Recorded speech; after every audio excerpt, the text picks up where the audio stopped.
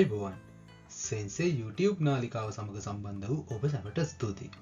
ජපන් භාෂා අධ්‍යයනයට ඉතාම වැදගත් මුද්‍රිත ඉගෙනුම් උපකරණයක් වන මින්නනු නිහොංගෝ ග්‍රන්ථයේ 1 සහ 2 යන වෙළුම් වලට අදාළ වාක්‍ය රටා අර්ථ ගැන්වීම අපි පාඩම් මාලාවක්සේ ඔබට ගෙනයනවා. ඔබ පාඩම අධ්‍යයනයට පෙර හිරාගනා සහ කතකනා හෝඩි සොයන් අධ්‍යයනයක් සිදු කිරීමෙන් අර්ථානුසාරය හා ශබ්දානුසාරය වටහා ගැනීම වඩාත් පහසු වේයි අපි විශ්වාස කරනවා. මීට අමතරව මින්නර නිහොංගෝ ග්‍රන්ථයේ 1 සහ 2 වලුම් වලට අදාළ වචනමාලා පරිවර්තනය PDF ස්වරූපයේ මංගත ග්‍රන්ථයක් ලෙස පරිශීලනයට ඔබට අවස්ථාව ලබා දී තිබෙනවා. එය හැඳින්වීමේ සඳහන් අන්තර්ජාල සබැඳිය මගින් දැන් ඔබට නොමිලේ ලබාගත හැකියි.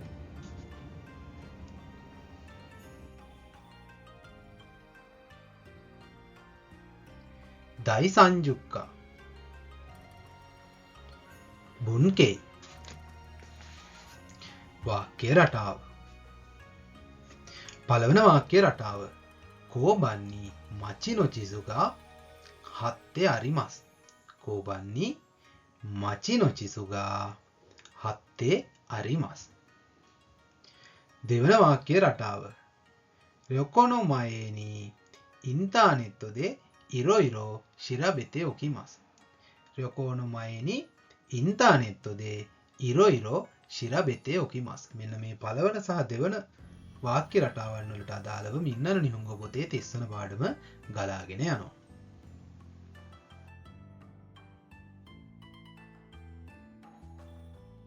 පළවන වාක්‍ය රටාව කෝබන්නී මචිනොචිසුගා හත්තේ අරිමස්.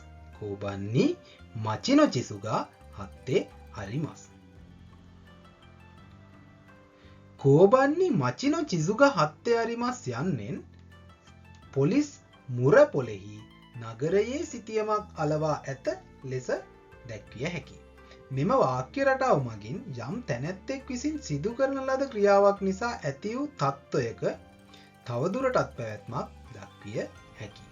මෙම වාක්‍ය රටාවේදී සකර්මක ක්‍රියා පමණක් භාවිතා වේ. එතකොට සකර්මක ක්‍රියා අපි කලින් පාඩමේ 29 වෙනි පාඩමේදී අපි ඉගෙන ගත්තා. සකර්මක ක්‍රියා කියන්නේ මොකක්ද කියලා? කියන්නේ අවසාන ක්‍රියාවට යටත් වන කර්මයක් සහිත ක්‍රියාවලට අපි කියනවා සකර්මක ක්‍රියා කියලා. ඒක අපි කලින් පාඩමේ ඉගෙන ගත්තා. අපිට ඊළඟ කලින් පාඩම නැරඹීමෙන් ඔයාලට ඒ පිළිබඳව අවබෝධයක් ලබා ගන්න පුළුවන්. එතකොට මෙහිදී ව්‍යාකරණ ප්‍රධාන ව්‍යාකරණ කොටස වෙන්නේ හත්තේ අරිමස්. තේ අරිමස් කියන කොටස තමයි මෙතන ප්‍රධාන ව්‍යාකරණ කොටස වෙන්නේ. එතකොට මෙතනදී කියනවා යම්කිසි තැනැත්තෙක් විසින් සිදු කරන ලද ක්‍රියාවක් නිසා ඇති වූ තත්ත්වයක. කියන්නේ කවුරු හරි දෙනෙක් මොකක් හරි ක්‍රියාවක් සිදු කරනවා. එතකොට ඒ ක්‍රියාව සිදු කිරීමෙන් මොකක් හරි තත්ත්වයකට පත් වෙනවා. මොකක් හරි ක්‍රියාවකට යම්කිසි ක්‍රියාවක් සිදු කිරීමෙන් ඒ එතන මොකක් හරි තත්ත්වයක් ඇති වෙනවා. අපි කියන සින්දුවක් කියනවා කියලා. එතකොට මේ සින්දුවක් කියීමෙන් සවන් දීමක් හෝ මොකක් හරි දෙයක් අපිට එතන තත්ත්වයක්. එතන ශබ්දයක් සින්දුවක් කියීමෙන් ශබ්දයක් ඇති වෙනවා. එතකොට මොකක් හරි තත්ත්වයක් ඇති වෙනවා. එතකොට එහෙම ඇති වූ තත්ත්වයක තවදුරටත් පැවැත්ම මෙන්න මේ වාක්‍ය රටාව මගින් දක්වා සිටින්න පුළුවන්. එතකොට කෝබන් කියලා කියනවා අපි පොලිසියට. කෝබන් පොලිස් මුරපොර. පොලිස් මුරපොල. පොලිසියට කියන අපි කේසත්සු කියලා. පොලිස් මුරපොලට කියන කෝබන් කියලා. කෝබන්නී උනාට පස්සේ පොලිස් මුරපොලෙහි. එතකොට පොලිස් මුරපොලෙහි මචිනෝ මචි කියලා කියන නගරයට මචිනෝ උනාට පස්සේ නගරයේ බවට පත් වෙනවා. මචිනෝ චිසුගා. චිසු කියලා කියනවා සිතීමට ගායක තුනට පස්සේ සිතුවමක් බවට පත් වෙනවා. එතකොට කෝබන්නී මචිනෝ චිසුගා.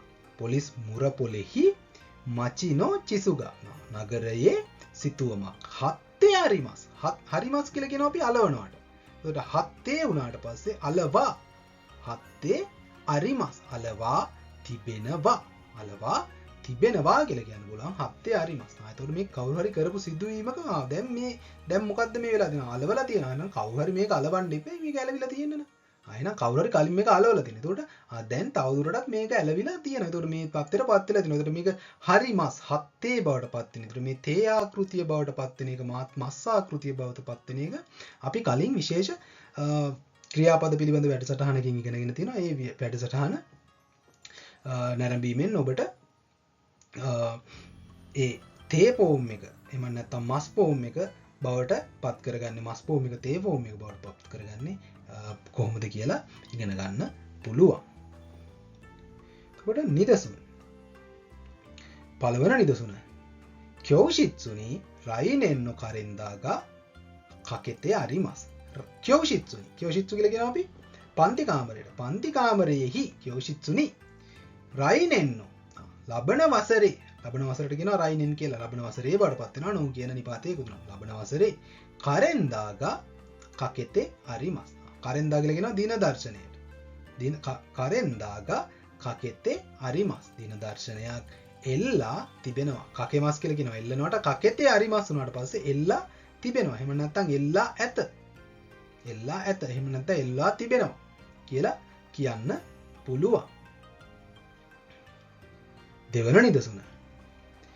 කෙයිජි බන්නි ඔදොරිනෝ පොසුතාගා හත්තේ අරිමස්තා. කෙයිජි බන්නි. කෙයිජි බන් කියලා කියනවා අපි දැන්වීම් පුවරුවට. කෙයිජි බන් කියලා කියනවා අපි දැන්වීම් පුවරුවට. කෙයිජි බන්නි දැන්වීම් පුවරුවේහි ඔදොරිනෝ. ඔදොරි කියලා කියනවා නර්තනයට.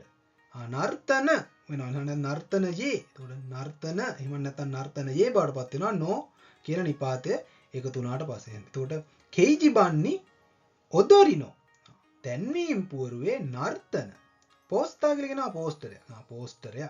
නර්තන පෝස්ටරය හත්තේ අරිමස්තා අලවා තිබුණා. දැන්වීම් පුවරුවේ නර්තන පෝස්ටරය අලවා තිබුණා. හත්තේ අරිමස්තා. එතකොට මේක අපිට වෙනස් කරන්න අරිමස්තකා වුණොත් අලවා තිබුණාද කියලා අපිට අහන්න ඕනේ. එතකොට මේකේ මේ අවසාන ක්‍රියාව අපිට විවිධාකාරයෙන් වෙනස් කර ගැනීම වලට වෙනස් ස්වරූපයට පත් කර ගැනීමට කරන්න පුළුවන්. ඒ වාක්‍ය රටා යනුව පරිශීලනය කිරීම. තෙවන නිදසුන. නිත්තේයිනි හොන්ජිත්සු නො යොතෙයිගා කයිතේ අත්තන් දෙස්කා. නිත්තේයි කියලා කියනවා. නිත්තේයි කියලා කියනවා අපි කාලසටහනට. කාලසටහනෙහි හොන්ජිත්සු. හොන්ජිත්සු කියලා කියනවා අපි කියෝ කියලා කියනවා අද කියලා කියන්නේ. ඒකට ඊටත් වඩා ඇඩ්වාන්ස් විදියට ඊටත් වඩා ජපන් භාෂාවේ ඉහළ ප්‍රමිතියකින් යුක්ත වචනයක් විදියට අද කියන එකට අපි හොන්ජිත්සු කියෝ කියන එකට හොන්ජිත්සු කියන එක පාවිච්චි කරන්න පුළුවන්. හොන්ජිත්සු කියන වචනය. ඒකට නිත්තේයිනි හොන්ජිත්සුනෝ කාලසටහනෙහි අද යොතෙයිගා කයිතේ අරි අත්තන් දෙස්කා. යොතෙයි කියලා කියනවා සැලසුම් වලට. එතකොට නිත්තේයිනි හොන්ජිත්සුනෝ යොතෙයිගා කාලසටහනෙහි අද දින සැලසුම් කයිතේ අත්තන් දෙස්කා ලියා තිබෙනවාද. කයිතේ අරිමස්තකා කියලා කියනවා ලියලා තියෙනවද. කයිතේ අරිමස් කියලා කිව්වොත් ලියලා තියෙනවා කියලා කියන්න පුළුවන්. එතකොට කයිතේ අත්තන් දෙස්කා කියලා කියුණාට පස්සේ ලියලා තිබුණාද කියලා අපිට ප්‍රශ්න කරන්න පුළුවන්. එතකොට දෙස් කියලා කිව්වට පස්සේ පොඩ්ඩක් තවත් ගෞරවාර්ථය වැඩි වෙනවා. අත්තන් දෙස්කා. අත්තා කියලා කිව්වොත් අත්තා කියලා කියන්නත් පුළුවන්. තිබ්බා කියලා කියනවා. අත්තන් දෙස්කා වුණාට පස්සේ ලියලා තිබුණාද කියලා වඩාත් ගෞරවාර්ථයෙන් අහන්න පුළුවන්. අපි මේ අත්තන් දෙස්කා දෙස් යන වාක්‍ය රටාවන් ඒ ව්‍යාකරණ රටාවන් මීට කලින් පාඩම් වලදී ඉගෙනගෙන තියෙනවා. සිව්වන වාක්‍ය රටාව.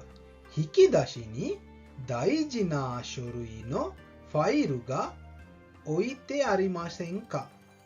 හිකිදශිනි. හිකිදශි කියලා කියනවා ලාච්චුවට. ඒතර ලාච්චුවේ හි බවට පත් වෙනවා. හිකිදශිනී වුණාට පස්සේ ලාච්චුවට කියනවා අපි හිකිදශි කියලා. ලාච්චුවේ හි බවට පත් වෙනවා නී කියන නිපාතේ එකතු වුණාට පස්සේ. ඒතර හිකිදශිනි ලාච්චුවේ දයිජිනා. දයිජි කියලා කියනවා ඊටාම වැදගත්. නැත්නම් වටිනා වැදගත්. දයිජිනා ශොරුයිනෝ ෆයිරුගා. ශොරුයි කියලා කියනවා ලිපිගොනු. ලිපි ලියකියවිලි වලට. ශොරුයිනෝ ලියකියවිලි වල ෆයිරුගා. ලියකියවිලි ලිපිගොනුවක්. හිකිදශිනි දයිජිනා ශොරුයිනෝ ෆයිරුගා. ලාච්චුවේහි වැදගත් ලියකියවිලි වල ලිපිගොනුවක් ඔයිතේ අරිමසෙන්කා. තබා තිබෙනවාද කියලා ප්‍රශ්න කරන්න පුළුවන්. අරිමසෙන්කා තිබෙනවාද නැතිද කියලා ප්‍රශ්න කරන්න පුළුවන්. ඒතකොට හිකිදශිනි දයිජිනා ෂොරුයිනෝ ෆයිරු ගාවිත්තේ හරිමසෙන්කා යන්නේ ලාච්චුවෙහි වැදගත්තු ලිපිවල ලිපිගොනුවක් තබා තිබෙනවාද කියලා ප්‍රශ්න කරන්න පුළුවන්. එතකොට මෙන්න මේ විදිහට කෝබන්නි මචිනෝ චිසුගා හත්තේ වරිමස් යන්නේ මින්නර නියුංග පොතේ 30 වන පාඩමේ පළවන වාක්‍ය රටාව ගලාගෙන යනවා.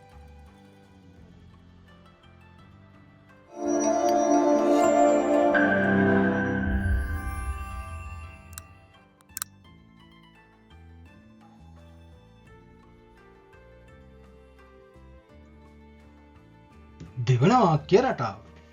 රොකෝනෝ මයනි ඉන්ටර්නෙට්でいろいろ調べておきます。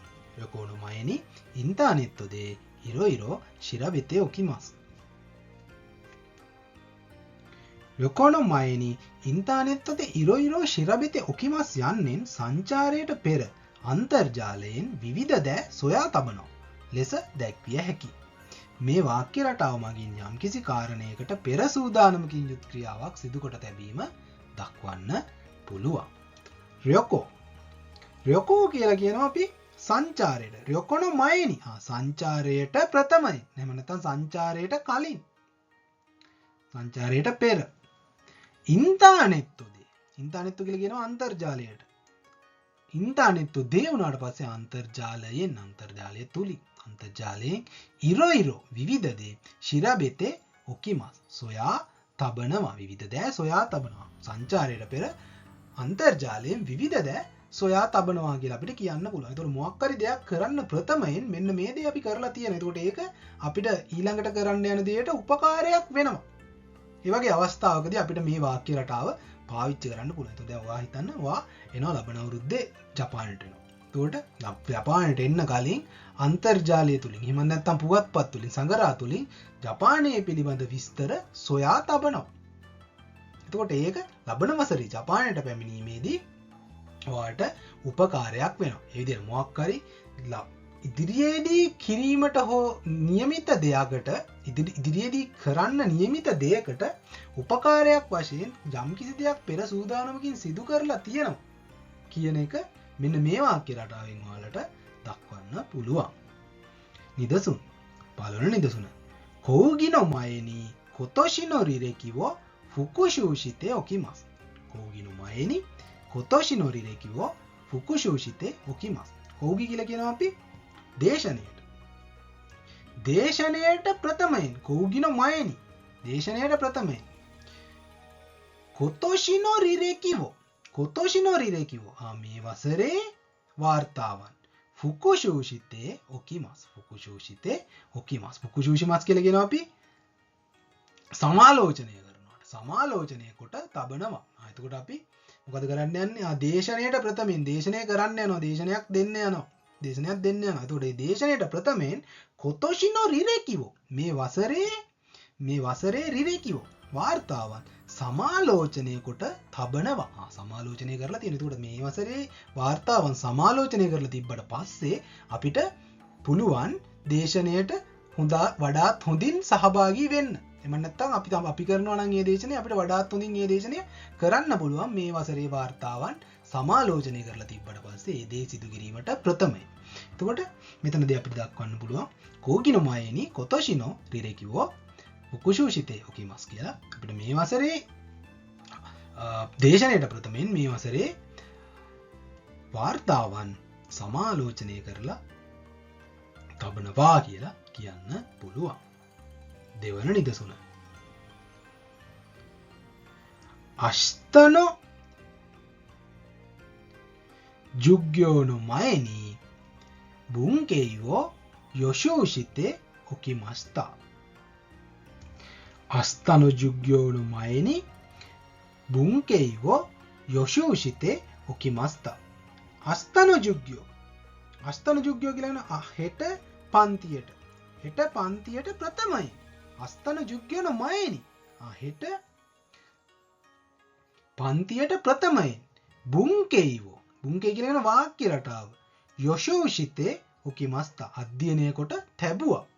හෙට පන්තියට කලින් ජොග්ගියෝ කියලා කියන පන්තියට හෙට පන්තියට කලින් අස්තන ජුග්ගියෝ මයේනි හෙට පන්තියට කලින් බුන්කෙයිවෝ බුන්කෙ කියන වාක්‍ය රටාව බුන්කෙයිවෝ යොෂෝෂිතේ උකිමස්තා අධ්‍යයනය කොට තැබුවා. එතකොට හෙට පන්තියට හොඳට සහභාගී වෙන්න පුළුවන් අද ඒකේ කලින් පාඩම අධ්‍යයනය කරලා තිබුණොත්. එතකොට අද හෙට පාඩමට හොඳින් එකතු වීම උදෙසා එහෙම නැත්නම් සහභාගී වීම උදෙසා අද ව්‍යාකරණ වඩාත් හොඳින් අධ්‍යයනය කොට තැබුවා කියලා අපිට මේ වාක්‍ය රටාවෙන් කියන්න පුළුවන්. මෙතන ඔකිමස්, එතන ඔකිමස්තා. එතකොට ඒක අතීත කාලයේ බවට පත් වුණා. හොඳයි. තෙවන නිදසුන. පාතිග අරිමස් කරා හෙයාවෝ කසත්තේ ඔක්කු සුමොරි දෙස්. එන්න මේක හොඳින් මතක තියාගන්න. පාතිග අරිමස් කරා. පාති කියලා කියනවා සාදය. සාදයක් අරිමස් කරා පවතින බැවින් සාදය පැවතින බවින් හෙයාවෝ කාමරය කසත්තේ ඔක්කු සුමොරි දෙස්. කසත්තේ කියලා කියනවා අපි සරසා තබනවට. කසත්තේ ඔක්කු ඔකිමස් ඔක්කු බවට පත් වෙනවා. අපි මේවත් මේ ඔකිමස් ඔක්කු බවට පත් වෙන්නේ කොහොමද කියන එක අපි කලින් පාඩම් වල ඉගෙනගෙන තියෙනවා. ඒකට මේ පාඩම් යලිත් අවබෝධ කර ගැනීමෙන් සමාලෝචනය කිරීමෙන් ෆුකුෂිවිෂිමස් සමාලෝචනය කර ගැනීමෙන් ඔබට වඩාත් මේ හොඳින් මේ පාඩම් අවබෝධනය කරගන්න පුළුවන්. ඒතොර හෙයාවෝ කසත්තේ ඔක්කු සුමොරි දෙස්. කසත්තේ ඔක්කු සරසා තබන්න සුමොරි දෙස්. අදහසක් තියෙනවා. කරන්න හිතාගෙන ඉන්නවා. රයිනෙන් නිහොන්නි ඉක්කු සුමොරි දෙස්. ලබන වසරේ ජපානයට යන්න හිතාගෙන ඉන්නවා. මොකක් හරි දෙයක් කරන්න හිතාගෙන ඉන්නවා කියන එක අපිට මේ සුමොරි කියන එකෙන් ප්‍රකාශ කරන්න පුළුවන්. සුමොරි දෙස්. එතකොට මේක හරියටම සැලසුම් කරලා හරියටම නිශ්චිතව සූදානමක් හරියටම 100%ක් තහවුරු නෑ. නමුත් එහෙම කරන්න හිතාගෙන ඉන්නවා. ඉන්ටෙන්ෂන් එකක් තියෙනවා. එහෙම නැත්නම් හැකියාවක් හිතාගෙන ඉන්නවා. සැලසුම් කරගෙන ඉන්නවා කියලා අපිට මේ සුමොරි කියන වචනය පාවිච්චි කරන්න පුළුවන්. ඒකට පාතික අරිමස් කරා.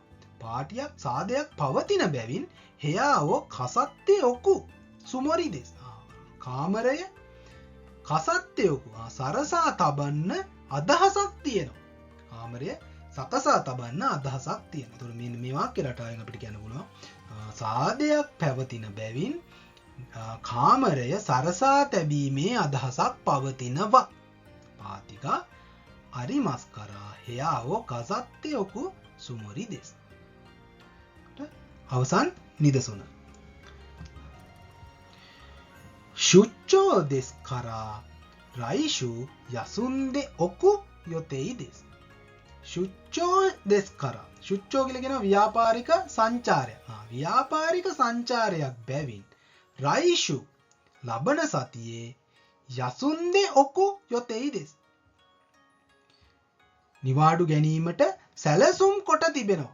නිවාඩු ගැනීමට සැලසුම් කොට තිබෙනවා. එතකොට මෙන්න මේ සුමොරි කියන එකේ යොතේ කියන එකේ වෙනස හොඳින් වටහා ගන්න පුළුවන් ඔයාලට. යොතේ කියලා කියන්නේ අනිවාර්යෙන් සැලසුම් කරලා ඒක පැහැදිලිවම නිශ්චිතයි. අනිවාර්යෙන් ඒක සිදු කරන්නම බලාගෙන ඉන්න. දෙන ලබන සතියේ නිශ්චිත කාල රාමුවක් තුළ මෙන්න මේ දේ මම කරනවා කියන එකට නිශ්චිතවම සැලසුමක් තහවුරු කිරීමක් තිබෙනවා. එතකොට සුමොරි වුණාට පස්සේ ඒක අදහසක් තියෙනවා විතරයි. ඒක හරියටම 100%ක් ක්‍රියාත්මක වෙනවද නැද්ද කියන එක තමන් තාම හරියට දන්නේ නැහැ. එතකොට මෙතනදී අපිට මේ සිව්වැනි නිදසුනේදී ශුච්චෝ දෙස් කරා ව්‍යාපාරික සංචාරයක් වන බැවින් රයිෂු ලබන සතියේ යසුන්දේ ඔකු යොතෙයි දෙස්. නිවාඩුගෙන තබනවා. ලබන සතියේ නිවාඩුගෙන තබනවා කියලා නිවාඩුගෙන තබීමට සැලසුම් කරලා තියෙනවා කියලා අපිට කියන්න පුළුවන්. මෙන්න මේ විදිහට යොකෝන මයනි ඉන්ටර්නෙට්ද ඉරෝ ශිරබෙත්තේ ඔකිමස් කියන වාක්‍ය රටාව මගින් මින්නර නිහොංග පොතේ 30 වන පාඩමේ දෙවන වාක්‍ය රටාව ගලාගෙන යනවා. එසේනම් මෙවන් පාඩමකින් යලිත් හමු වෙමු. ඔබ සැමට අරිගතෝ ගොසයිමස්.